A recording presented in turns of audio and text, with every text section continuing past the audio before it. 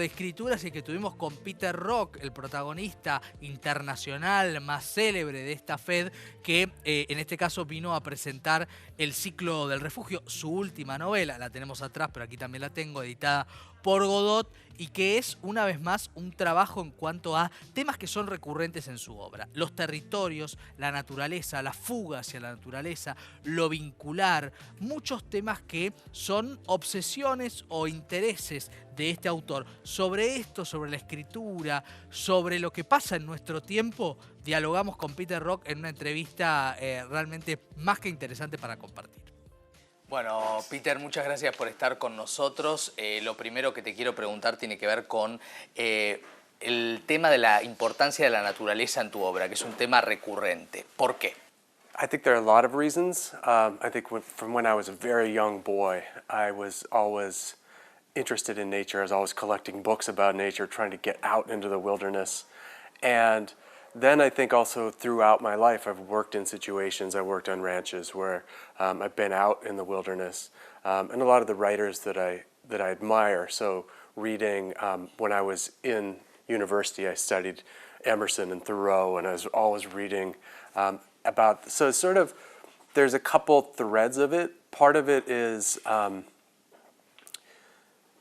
we, I think, as people have become further and further from nature. We've become civilized in certain ways, and so there are benefits to that, but I don't think we feel at home in nature as we did once upon a time.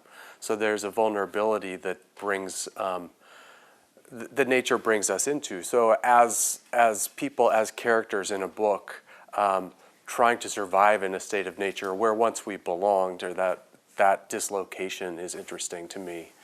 I think also we forget, and so a second part of it is I find it profoundly strange that right now you and I are on a giant stone spinning through space, and just looking around and wondering at nature, you know, like the way that birds operate, the way that, you know, we've evolved from other animals, that distance. And so I think too that it is like our experience of the external world is related to how we feel, how we understand ourselves. So that's part of it also. So in my work, I think it has changed over time, the relationship to nature. I think I was joking last night that in my life, I had a series of relationships that went bad, mostly with women, and they didn't go really bad, but I didn't know what to say to someone past a certain point. So I wrote a lot of stories that were similar, where tensions would build, and then people would suddenly leave the room and slam the door and get in a pickup truck and drive across the wilderness and start up another relationship. And then once things got to a certain point, they wouldn't know what to do. So there's definitely an analog in my work. There's a way in which that happens. And so I think as a writer, has traditionally been more difficult for me to figure out what people say to each other than flying into the wilderness and being isolated. So it's sort of Hiding. So it's something that as I write more and more, I'm sort of interested in trying to stay in moments longer. I think that in terms of this book, The Shelter Cycle, that is just published now, I think I'm also curious about survivalism, which I don't know how it plays in Argentina, but in the United States, there's a kind of preparation for the end times, a preparation for the apocalypse, or even just an ability to survive in wilderness. So there are all kinds of reality shows about this. And I think there's a whole industry of people preparing for the end. So preparing with a lot of food and and it's sort of, I think it's a psychological thing as much as it is a physical thing, that we like to believe we can control the future. And being in nature shows us very acutely that we are not in control. And that's scary. So it's sort of, that's one of the tensions I think that I'm interested. I mean, I've talked a lot about different things, but I'm not a naturalist. I'm not an expert on the natural world, but it's so it's so apparent, it so physicalizes a lot of the ways that I feel to be exposed in that way. ¿La literatura es algo para vos que sirve para decir cuando no se puede decir? That's a good question. I would say I write out of a confusion, so I never am quite sure what and that is what draws me, is I'm not sure what I'm going to say. So often I bring myself into proximity to things I don't understand but that interest me, and then I wait and see what comes out of me in some way. I think it's always somewhat, I was thinking my daughters, I'm a source of great embarrassment to them. So everything I do is very embarrassing. And I think that there's a sense of, when I'm writing at my best, any page or any small amount of writing that I do is the result of so much time and so much compression and so much distillation that in some ways, yes, it is something that I wouldn't be able to say because I'm not that intelligent. So if you were to read a book of mine, you might have an apprehension or an expectation of me that is exaggerated, because it is a matter of trying to express something, and I'm not sure that it's thoughts. I'm not sure that it is some sort of intellectual treatise, but it is about apprehending the world, or about emotions in the world, and about relationships between people. So I would say yes. Un tema que también reaparece en tu obra es la idea de supervivencia. ¿Cómo se relaciona la literatura con ese concepto de supervivencia en tu obra y la literatura en sí misma? I think it's all, everything is about survival in some way. And I think it's also about pleasure. If we were only to survive, that would be pretty desperate. And so trying to figure that out, and trying to figure out ways we protect ourselves and ways in which that might limit our experience. I think it's a question for how we live, but also a question for writing. And so I think, say, when I was working on the novel My Abandonment, I was thinking about the father in that book, and I was trying to understand him and where he was coming from. And so I was reading Emerson and I was reading Thoreau as he would read them, because there's something very aspirational about that kind of literature, which is about an appreciation of nature, which is also a judgment of civilization in some ways. So it's a stepping outside of civilization. And so there's something about that literature that to me is wonderful, and there's something about it that is a little bit paranoid and a little bit anti-civilization.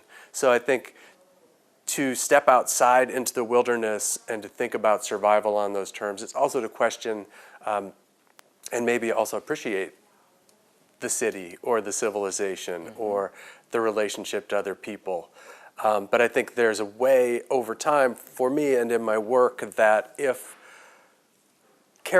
people are removed from an experience of nature long enough, they become fearful. And so I think walking that line for me as a person, but as a writer too, like, you want to be in a situation that is a little bit foreign, that is a little bit uncomfortable, because that's the place where we learn. Un tema recurrente es el tema de los vínculos padre-hija. Quiero preguntarte, ¿qué aprendes sobre ese tema a partir de la escritura? I think writing creates a moment of reflection, but I think also, as we were talking before, I often write things that surprise me or that I don't. Like, when I look back on things that I write, I recognize what I was going through at that time. And I remember not so much what happens in my books, but what was happening in my life while I was writing them. So in a book like My Abandonment, I had my intentions and I had my desires when I wrote the book. When I look at it now, I see that my anxiety about being a father is all over that book. And so I was trying to finish the book before my first daughter was born. I knew I was having a daughter, and I was writing this story about a daughter and a father. With the shelter cycle, my daughter had gotten to a certain age where she started to ask impossible questions about the cosmos and spiritual questions that I didn't have answers for, so that drove me in that direction. But I think that how we interact with other people how we communicate, using words, using actions, is something that is another kind of wilderness, perhaps, in some ways. It's another way to be thinking.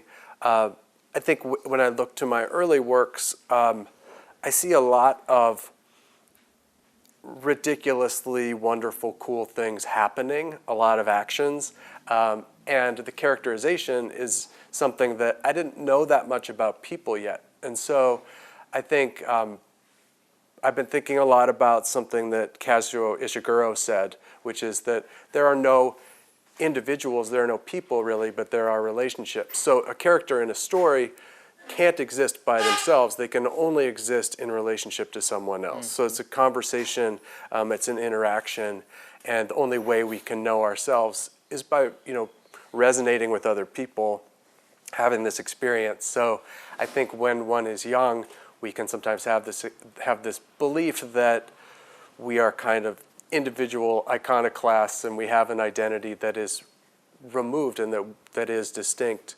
But actually we're part of everyone we meet and we affect everyone in different sorts of ways.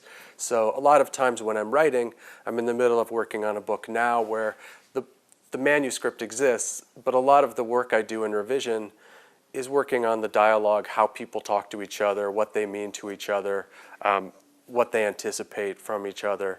So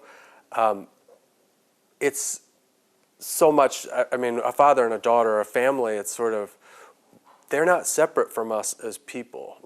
They are who we are. And so trying to figure out where the edges are, where the overlap is, where the interdependence is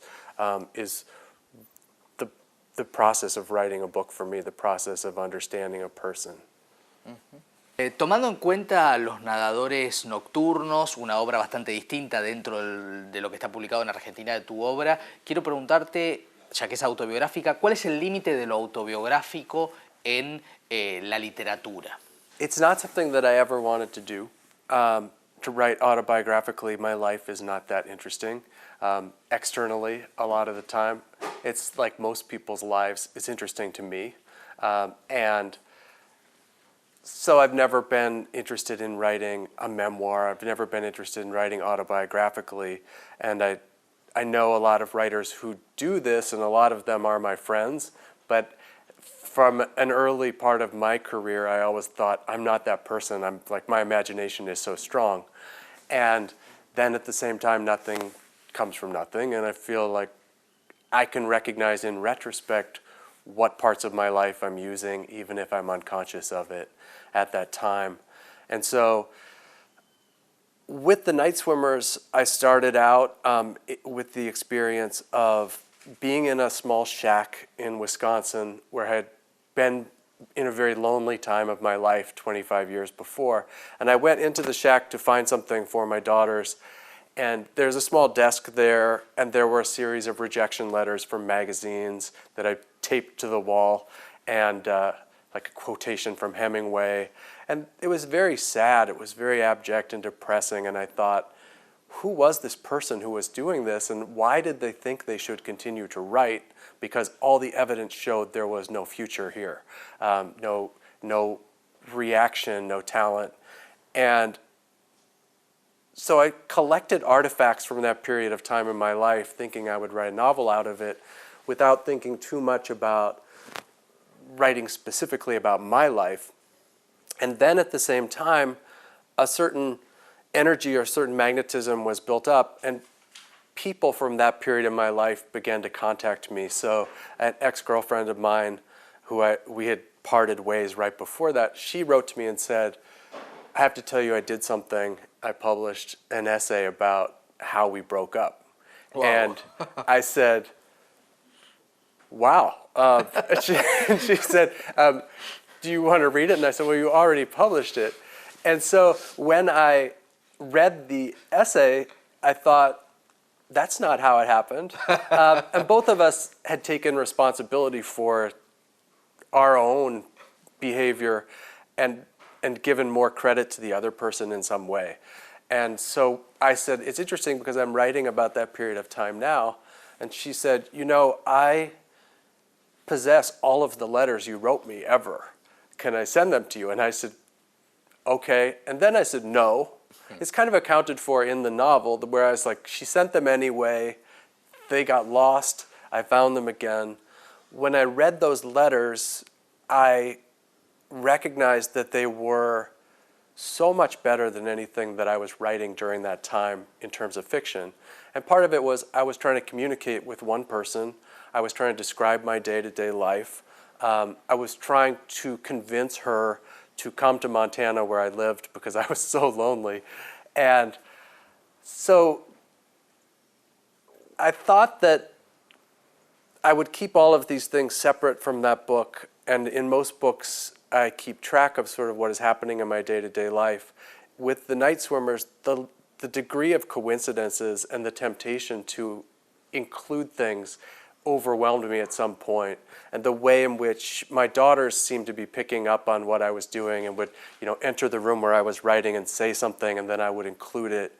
And when I look back at writing things, I sometimes think there's a moment or there's a day when I make a decision that seems very playful and very inconsequential, but I know there was a day with The Night Swimmers when I suddenly thought, I'm bringing it all in. Like the things that I leave out, I'm going to include this time. I'm going to allow my personal life to infect this story.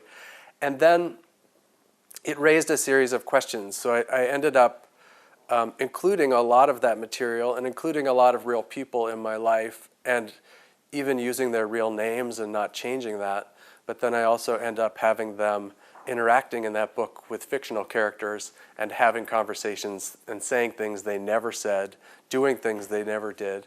And I think there's something kind of deeply wrong about that. And I was fortunate that everyone sort of appreciated, both they know me and they felt goodwill toward the project and they sort of were along for that ride, for that game. But I don't know that it's something that I would do again, which probably means I will do it again at some point. Y no quiero dejar de preguntarte esto, ¿cuál es el motivo o contanos un poco sobre tu admiración sobre Julio Cortázar? Cortázar is a writer who I started reading when I was a university student and is one of the primary writers. There's an essay I turn to often on the environs of the short story in which he says, tell the story as if it is of interest only to the short circle of its characters, of which you may be one. There is no other way to put life into the story. And I think he's quoting Horacio Quiroga in that piece, but he starts there.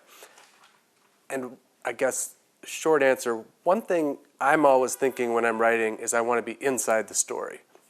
I don't want to be the author moving things around. I want to believe in that world and I want to tell the story from the inside out.